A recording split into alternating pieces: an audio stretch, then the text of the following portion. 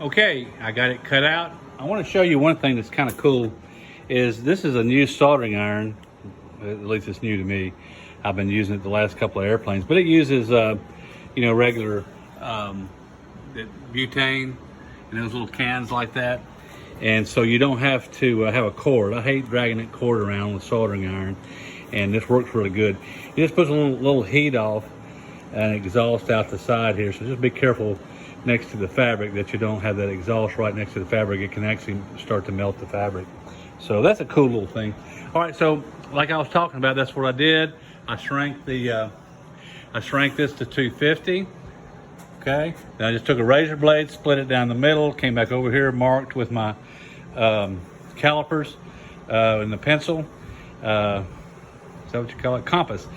And it's probably only about a ½ inch. These are small tubes here. They're not the big tubes like the outside.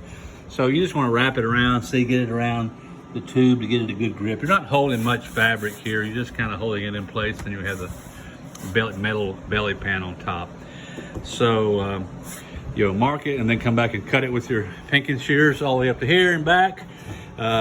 Glue it, wrap it around there, come back and just razor this edge off. Again, this is just for looks. You don't even really need it there at all because the belly pan's going there and everything else, and the boot cowl. So whatever you want to do, but just take it, razor it here, then razor this part off here. Don't spend a lot of time on it.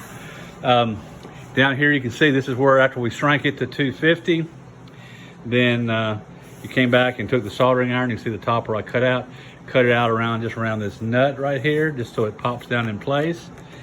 Okay, and then it's going to have it's going to have a plastic grommet that's going to go around here and fit on, and then we're going to have a fabric patch that's going to go over that too. So don't worry about that edge right there, just kind of get it close, and then the grommet's going on, and then the fabric patch is going over that. Now I want to show you, I had one spot on here. You see this right here? That's the tube. That's what I was talking about. I got some glue over on that side of the tube. The fabric wasn't tight, so it went down and grabbed that glue, grabbed the fabric. You see, you got that ugly little thing right there.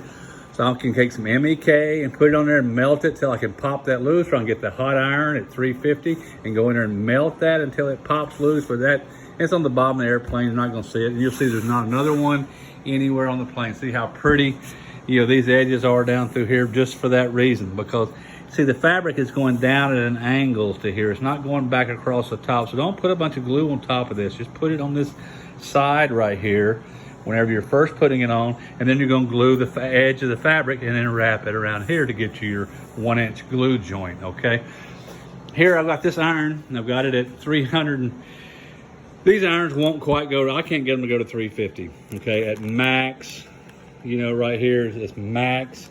And if I test it, the way you test it is not going to be able to show you probably, because I can't hold this phone.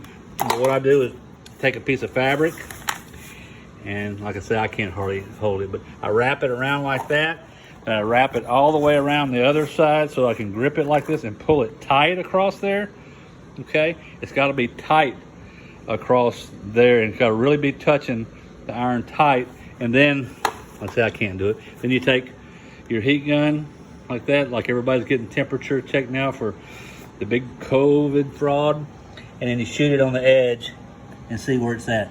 And it's not really 160 because it's not touching. I'm not pulling it tight. If you don't pull it tight against there, it won't register right. So only shoot the areas that you know are touching it. This one, it should be 350. I'm getting like 340. Some places maybe 350. So it's not quite as hot as it should be.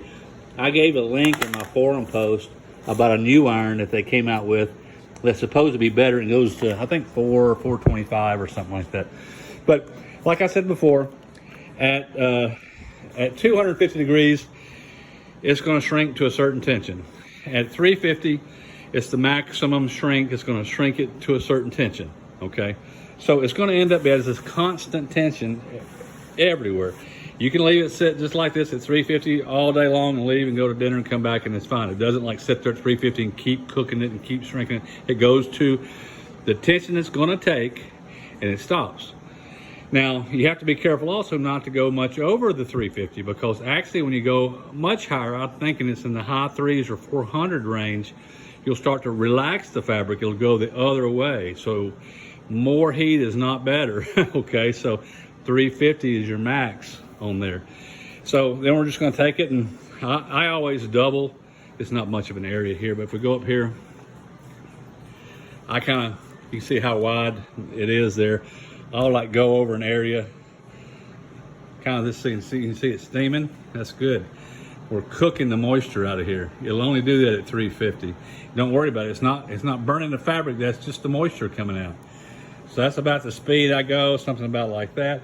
Then I drop down and do about half the distance. So I got an overlap of about half, and then I'll bring it, back the other side like that. So I'll go over the whole thing here at 350.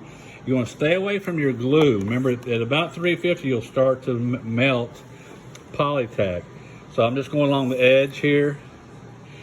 And then what you can do, if you see a little wrinkle, actually I use 2 hands, usually I'll feel it, but you can actually go quickly over it and take care of a wrinkle at 350, because 350 it'll melt the glue if you've got a glue glob. But you can run it up and down like this if you want to.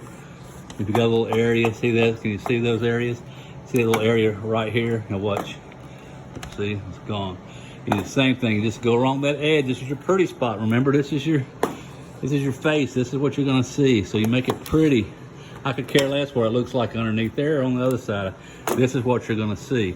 This right here is where the fuselage actually changes size. The tubes do. Here they have another piece that bands over this, if you can see it. So a little area right there. So anyway, yeah, you can go around the edges. Just don't, and you can melt a piece of glue if you need to. If you've got a glob of glue there, you can just sit there and get it hot and go over it back and forth. But remember, you're going to kind of loosen it up. So you don't want to do it on a large scale, just a small scale. But just go over everything, make sure all this is pretty. Rub your hand across it, make sure you got all the wrinkles out of it, all the globs of glue out of it. If you've globbed a lot of glue right here, I can feel some glue. It's nice and smooth here. When I get here, it's rough. It's just rough. And if you run the iron across it, it melts glue and you'll see it gets rough again. What works good there again is you can, like I said, you just take a rag with some MEK on it, wet it, and just quickly, 2 seconds, just take a wet rag with MEK, run it over it and run it back. You'll feel it slides, and the MEK goes in there, it'll just slide as slick as could be. If you keep doing it, it maybe 3 or 4 or 5 seconds, it actually starts to get hard again. So you start to melt. So you only do it once or twice till it's smooth, and then quit. And then go along these edges, iron it down at 350, check it all out pretty, iron it down with this or with your hobby iron. That's that one right there. That way you can get around the corners, you can get back down in here easier, and get it all ironed up to 350, and we're done with the belly. Then we'll flip it over and put the main fuselage envelope on, which is one big piece that's going to wrap all the way around.